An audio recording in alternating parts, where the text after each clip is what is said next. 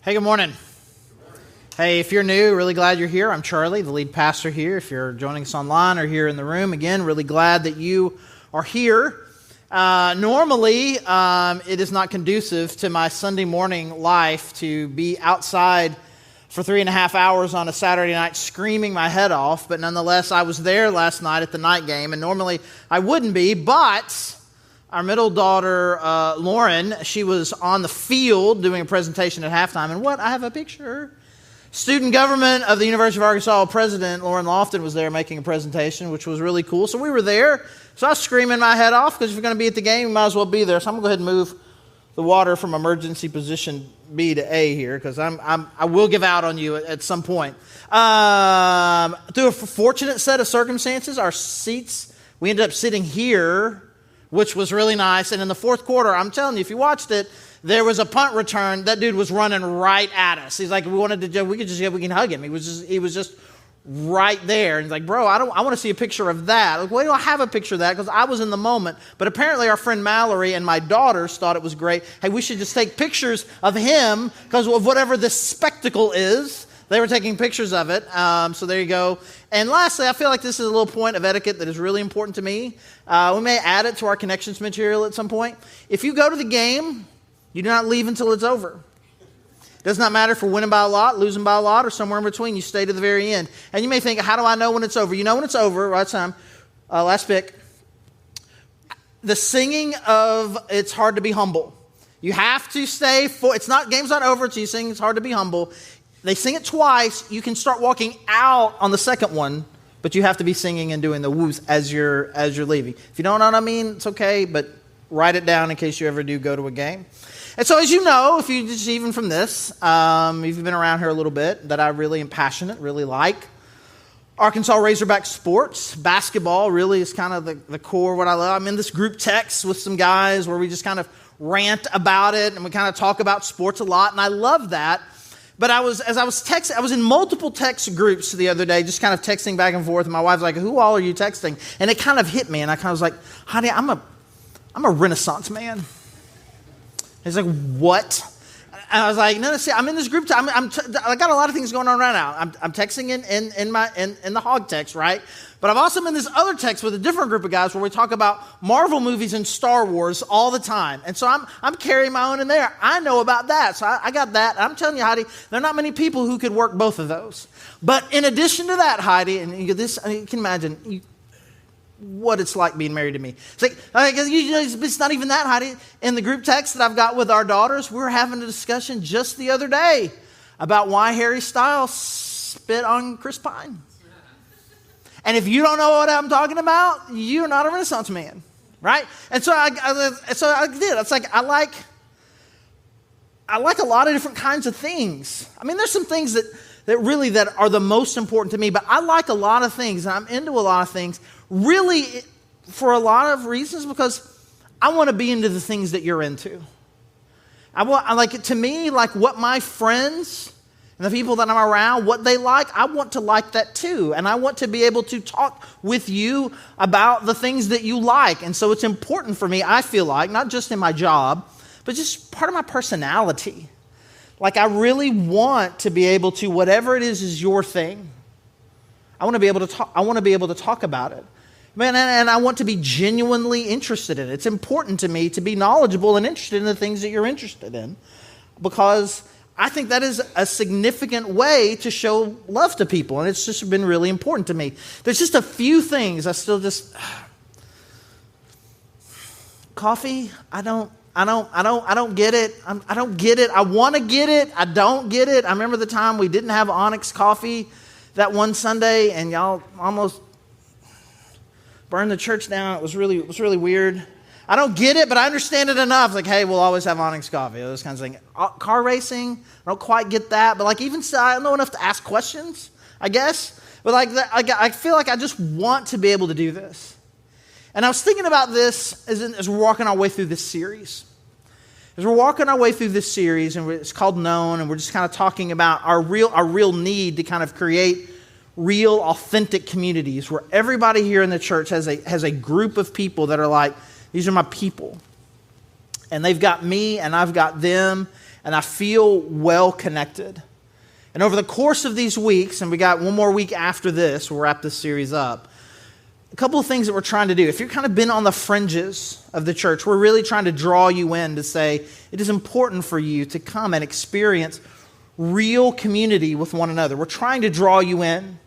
But at the same time, also kind of communicating to the people who are in. It's like, if we're going to say that we're trying to draw people in to real, authentic community, we better make sure that the thing that we're inviting them to is real, authentic community. And so we want to pull you in, but we also want to make sure that we're all on the same page of the type of communities that we're trying to build. And so, we've been in Romans 12 up until this point, all 3 weeks. We're skipping ahead this week to Romans 14. And you may think, bro, you skipped, there's a chapter in the tree. Why are we not doing Romans 13? Let me tell you what Romans 13 says. Romans 13 says, no matter what your government does, you should like it and be okay with it. And you're not ready for that. And it's off topic, so we're just going to move past that and go straight into Romans 14, verse 1. Except the one whose faith is weak, without quarreling over disputable matters. One person's faith allows him to eat anything, but another whose faith is weak eats only vegetables. The one who eats everything must not treat with contempt the one who does not. And the one who does not eat everything must not judge the one who does, for God has accepted them. Who are you to judge someone else's servant? To their own masters, servants stand or fall.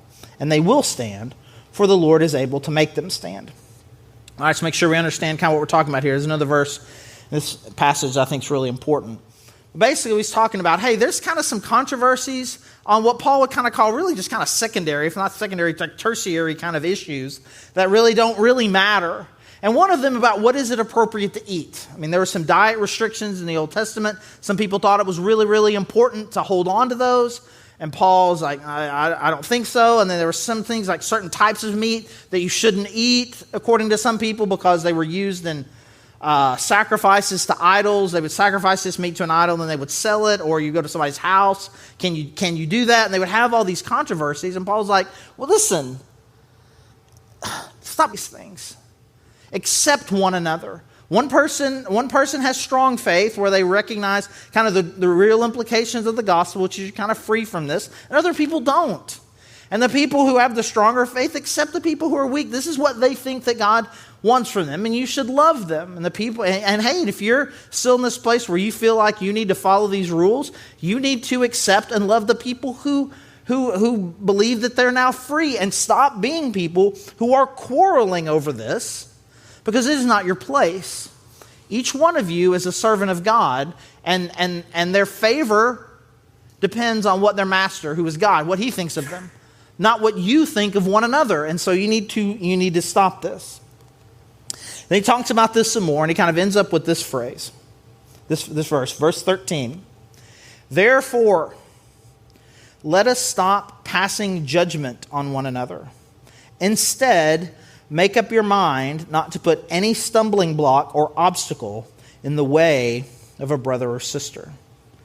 So he kind of sums it up here. Stop passing judgment on each other. You guys don't see some of these things the same way, and you need to stop being so judgmental about it. And you need to make sure, and this is a decision you need to make, that you're going to make a decision that I'm not going to put any stumbling block between, that will get in the way of a brother or sister. And so the image here of a stumbling block, and if you've been around the church, maybe you've heard this phrase before, maybe you haven't. But the idea is that someone is here on a path that God has set for them, and they're trying to become this person for God, and this is where God wants them to be. You don't want to be the kind of person that makes it just a little bit harder for them to get there. I'm going to put this obstacle in your way. I'm going to put this block that's going to make you stumble. I'm trying to get this way, but you put this little trap here, and now I've stumbled over it. And what he's saying is that our judgmental attitude about each other, hey, because you think this way, because you do this way, because you don't believe and think the same way that I do, you're not quite who you should be. You're not quite who God thinks you should be. And I don't know that I want to be friends with you. I don't know if I want to be in fellowship with you. And so it's just a little thing. It's just a little stumble. It's just something that makes somebody who's trying to grow, it makes it makes it harder. These stumbling blocks that we put in front of people by passing judgment on each other. And so kind of our big idea for today that I want us to understand as we think about these communities that we're trying to create. We'll say this, that creating safe communities is a choice. Now, I used the word safe. I kind of went back and forth about using the word safe. They were going to create safe communities. I went back and forth, and I decided to include it because even though some of you was like, hey, I almost said this instead. We're trying to create safe spaces for people. And I almost said it in that intentional way because I knew that some of you would be like, safe spaces. Everybody, I got to be safe. You got to be snowflakes and blah, blah, blah, and all these things that you guys say to each other. Maybe you don't. That people are out there saying to each other, right? And we kind of like, we're not supposed to be safe. Like, you can challenge somebody safely.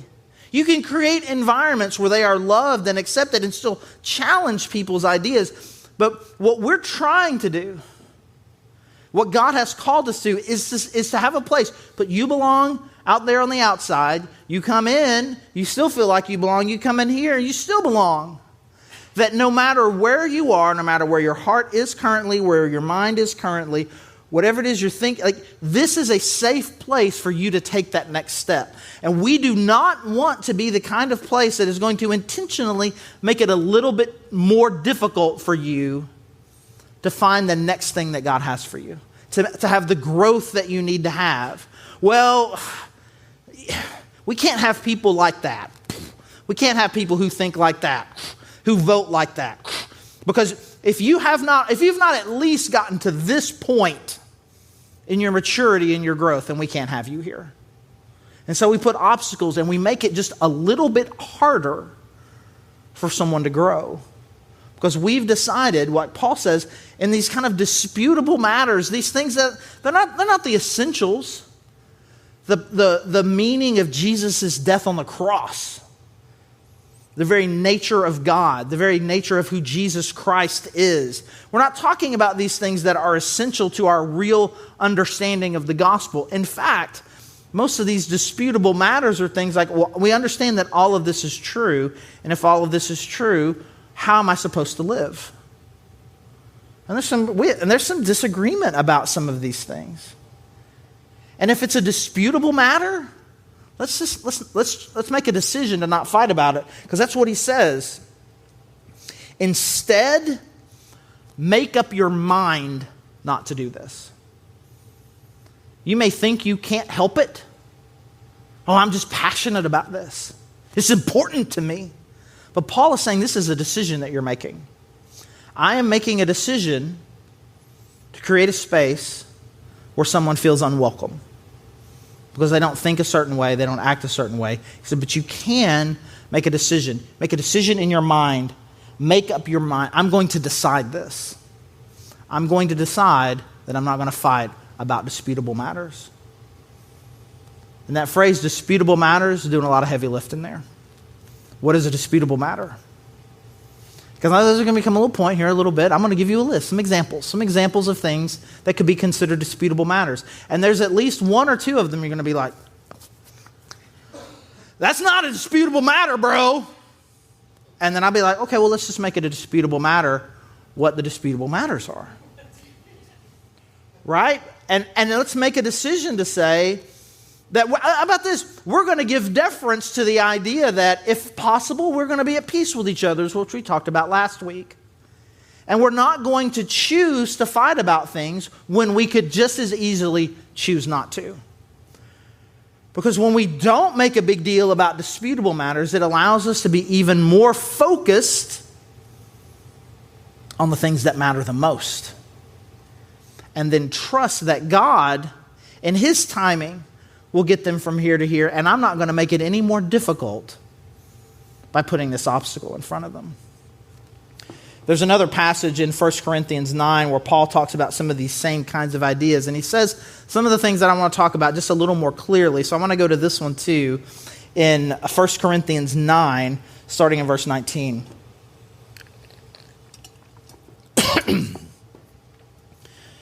Though I am free and belong to no one. What a great intro to a passage. Because he's trying to make something really clear here. I am free. No one can tell me what to do. Jesus Christ has set me free. You can't tell me what to do. You can't tell me what to think. You can't tell me how to act. You can't tell me what's important. Only God can do that, and he set me free. I'm obligated. I'm not obligated at all to any of you, right? I am free, and I belong to no one. Even though that's true, continuing verse 19, I have made myself a slave to everyone, to win as many as possible. To the Jews, I became like a Jew to win the Jews. To those under the law, I became like one under the law, though I myself am not under the law, so as to win those under the law. To those not having the law, I became like one not having the law, though I'm not free from God's law, but I'm under Christ's law, so as to win those not having the law. To the weak, I became weak to win the weak. I've become all things to all people, so that by all possible means I might save some.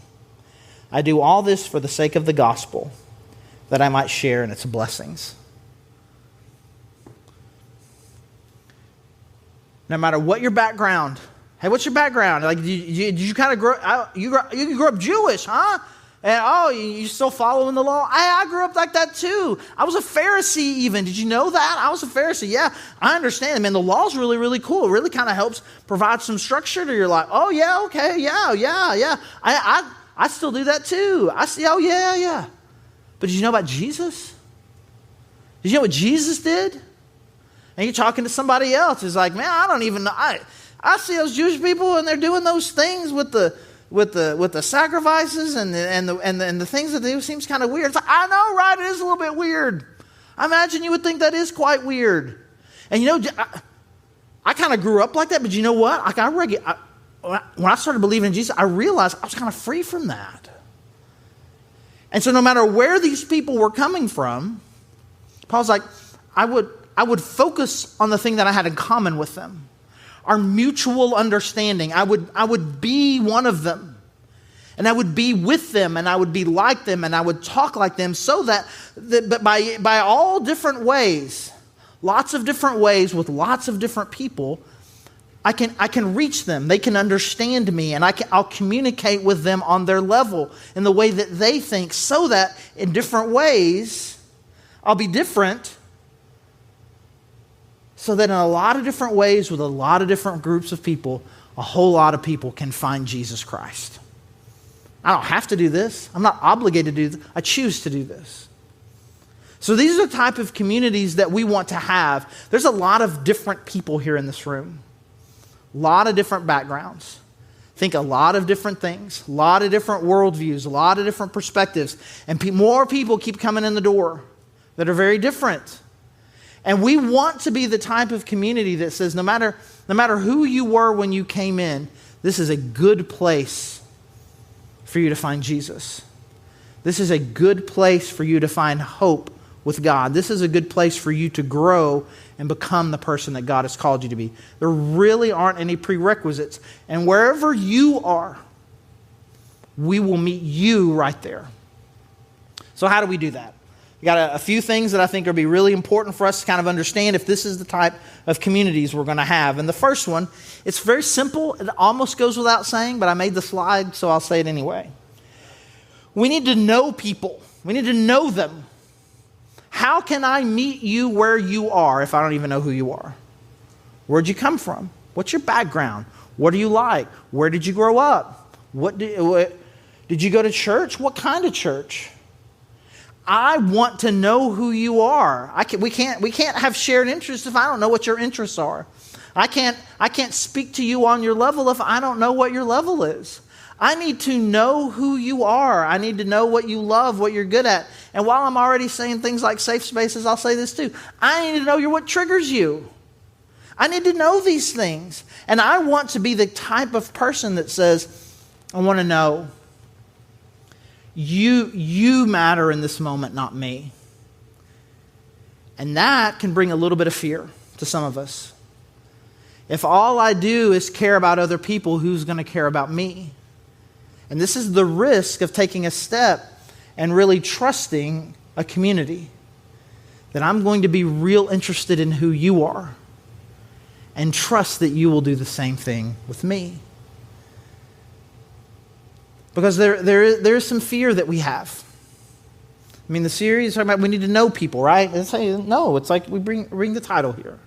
I want to know and I want to be known. And I'm a little bit scared by that. Some of us are scared, and so I kind of hold on. I don't want to tell you about me. Because if you knew, you would reject me. Some of us, our fear expresses a different way, where we come into every room large. We come in large. Let me tell you about me and what I think and who I am and my ideas and my opinions. And everybody's like, bro, you need to dial that back a little bit. And like, see? They rejected me. But if we all had an attitude, every one of us, I want to know who you are. I want to know how I can love you well, and the only way that I can do that is to know you well. And we have those sorts of relationships with one another, then we can know one another and truly be known. So now I know you. I know your likes, your dislikes, your fears, your angers, things, your background, your history, your perspective. And then what Paul is encouraging us to do is to make accommodations. I'm going to make accommodations for people when I can. I want to make an accommodation. Like this is what Paul says, like someone who has the law, I want to act like someone who doesn't. Like if we have a disputable matter, we're going to choose not to fight over it. You didn't come from a Jewish background, I'm going to act like someone who doesn't have a Jewish background. You have a Jewish background, I'm going to act like someone who does have a Jewish background. You kind of have a strong faith, I'll act like that. You have a weak faith, I'm going to meet you where you are, and I'm going to make these accommodations for your sake. And again, some of us are going to kind of be like, I don't know about that. That seems weak. You got to be who you are. You're not being yourself. You're letting other people dictate for you who you have to be. Which gets back to Paul's very intentional phrasing on this. I am obligated to no one. I'm obligated to no one. But I make this decision. And I feel this a lot. I'm a pastor, and I feel like my life is a lot of obligations. To act a certain way, to be a certain way, to talk a certain way, to always have a good attitude, to always have this. And it feels like a lot of times, not just as a pastor, but it kind of spills out into my life as well. Like I'm always obligated. Like my life is just full of have-tos. You have to act this way. You have to talk this way. You have to do this. You have to. And I remember I was talking to my counselor about this. And he was really helping me. And I was a moment of frustration. He's like, I'm sick of it. I'm sick of it. I'm sick of all the have to. I'm sick of all this stuff I have to do. I'm sick of it. And he just kind of looked at me. He's like, bro, you don't have to do anything. And I kind of looked at him. I was like, man, that is ridiculous. You don't know me. You don't know my life. Well, I'm paying you for this. Paying you for this. What do you don't know? I go, I have to do it. He's like, no, you don't. You could just not. It's like, no, I can't. Why can't you? And so we're having this conversation for a while. And I could say that I came up with this because I'm the first one to said it, but he was kind of like leading me here like a little sugar cube, right? Cheeto, Dorito, that's really kind of more my thing. I like give me salty. He's pulling me out with like a bag of salty snacks. And I said, no, I don't have to. Based on my values, I choose to. And it's just really something that just kind of governs my heart and my mind. I don't have to do any of these things. That's what Paul's saying. I don't have to do any things, but my values. And my values say that reaching people with the gospel of Jesus Christ is important. And loving people right where they are is important. And so I will make some accommodations. And if I need to modify and act a certain way around a certain group in order to kind of make them feel more like they belong and more like they're valued and more like they're loved, I will gladly do that. I'm choosing to do this because these are the values that I believe in that God has given me. And so I'm willing to make some accommodations. And I'm not going to argue and fight about disputable matters. Okay, stop saying, what are you talking about? Now, the go-to for all of these, if you've ever been in church, the go-to for all of these is alcohol, right?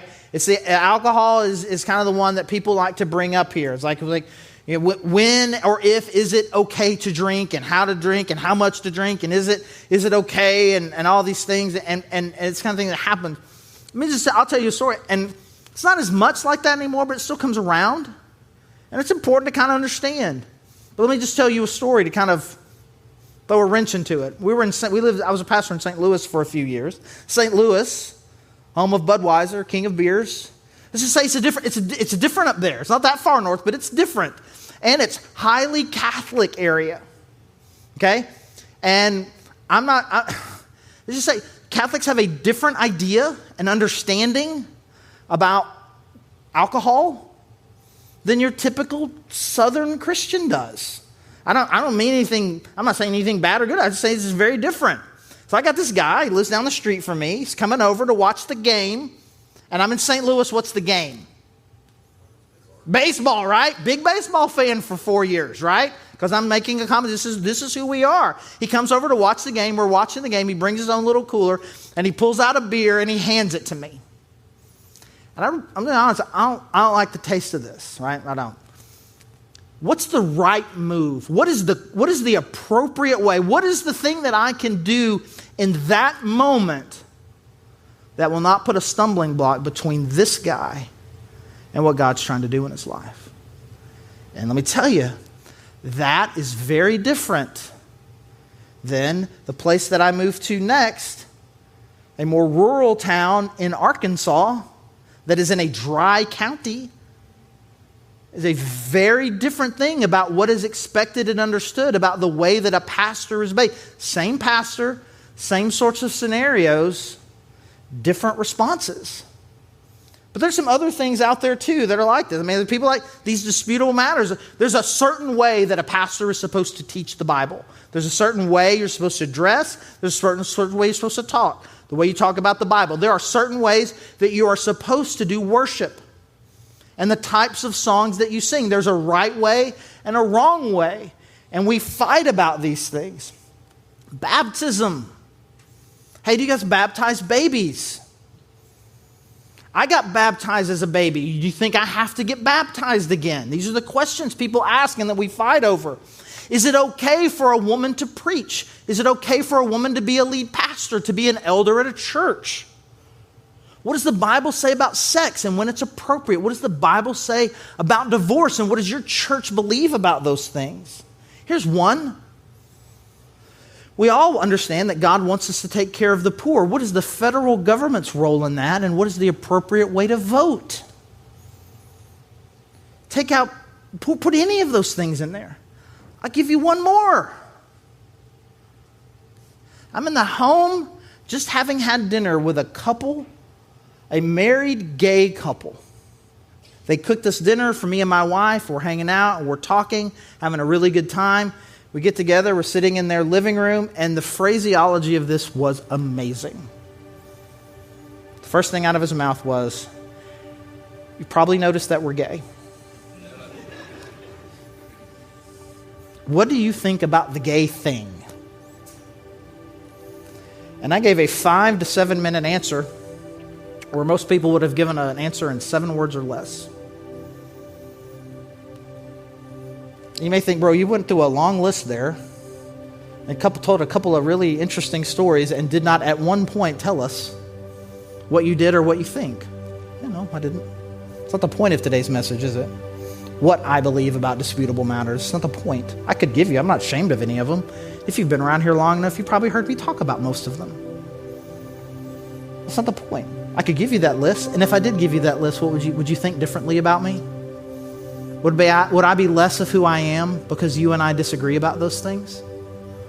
Because let me tell you this thing that I believe about you. I could give you that list and you tell me exactly what you think about all of them, and it would not change my thoughts or feelings about you one bit. I'd be like, man, that's cool. Thanks for sharing that. Tell me more about your background. Kind of how did you end up there? What? And I would ask you questions. And even if I disagree in application, I would find the core places in which our hearts agree, because I want to meet you where you are. I'm not going to fight with you because you think something different than I do. Because where God has you right now, you think the best way to apply these things that God's calling us to do is this instead of this.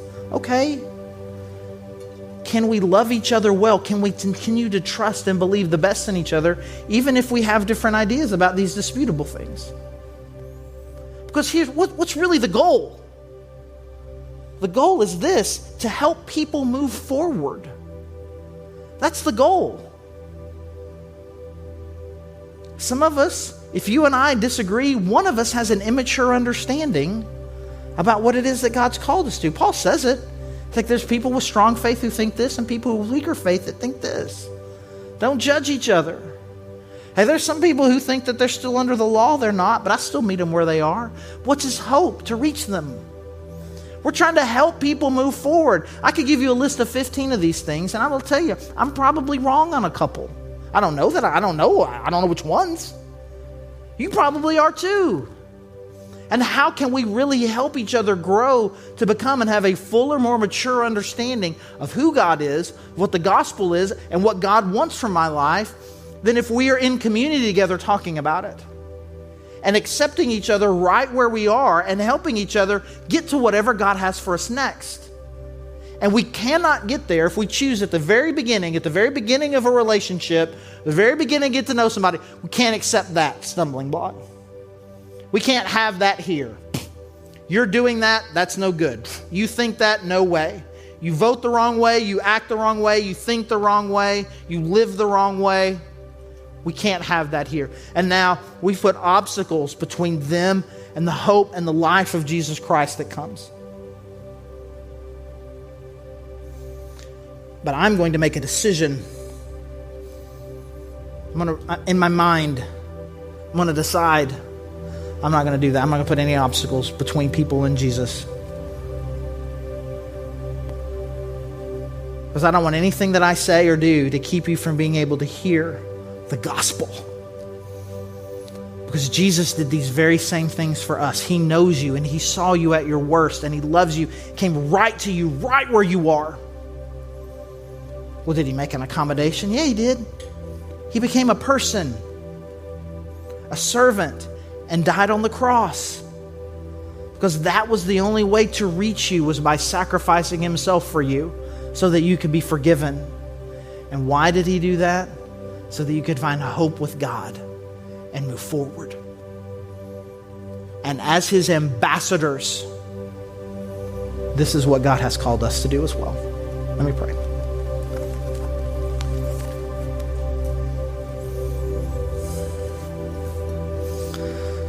God, I thank you. Thank you for your son. I thank you that he saw where we were. He saw the worst parts of us, and he didn't hesitate to love us, to make a sacrifice for us. He was not obligated to do so, but out of love he chose to. And God, I pray that we would create the types of communities